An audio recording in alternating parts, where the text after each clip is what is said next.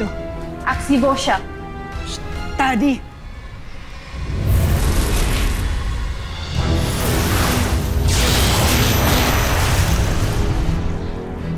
Ibaro!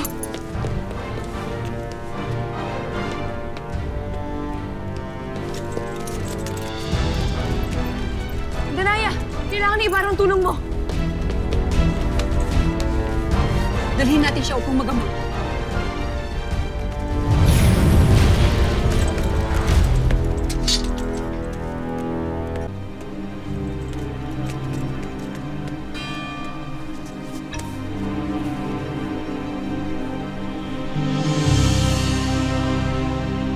Kami dumating. Maaaring napaslang na si Ibaro Wantuk.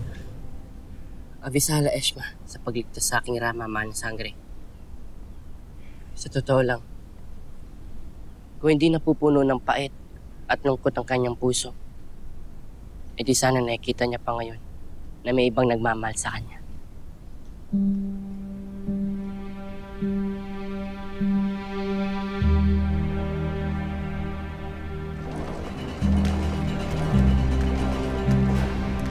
Halika na, Alena. Ayun na sinunod mo.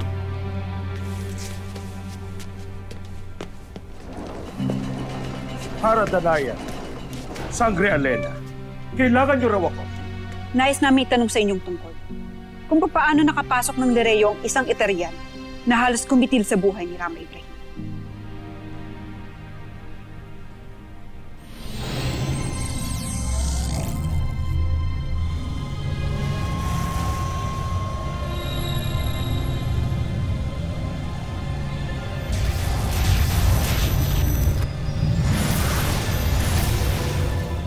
Gumamit siya ng Evictus. Ngunit binigyan ni Perea ng basbas na di masusunod ang sino mang kalaban na nais pumasok dito sa Lereo.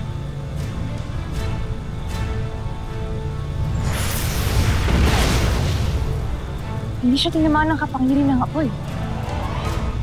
Kung hindi ako nagkakamali, ang Eterian na yan ay walang iba kundi si Huvila, na siyang may kapangyarihan na pilisan o papagkalin ang takbo ng panahon.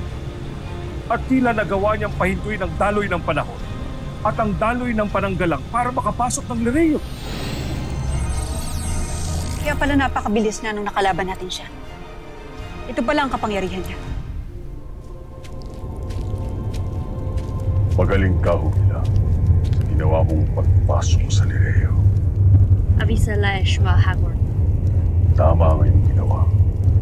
Nakatitiyak ako na ngayon pa lang ay pinag-aaralan na ng mga diwata kung paano kang nakapasok dito. Sa ngayon, nakasisiguro ako na pinag-iibayo nila ang pagpapalakas ng pananggalang para dito. Gagawin nila ang lahat ng kanilang magagawa.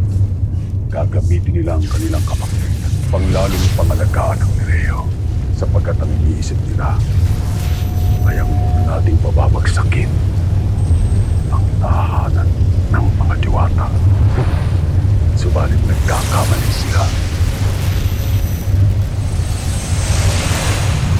Sapagkat habang bagsak ang rama ng Sapiro,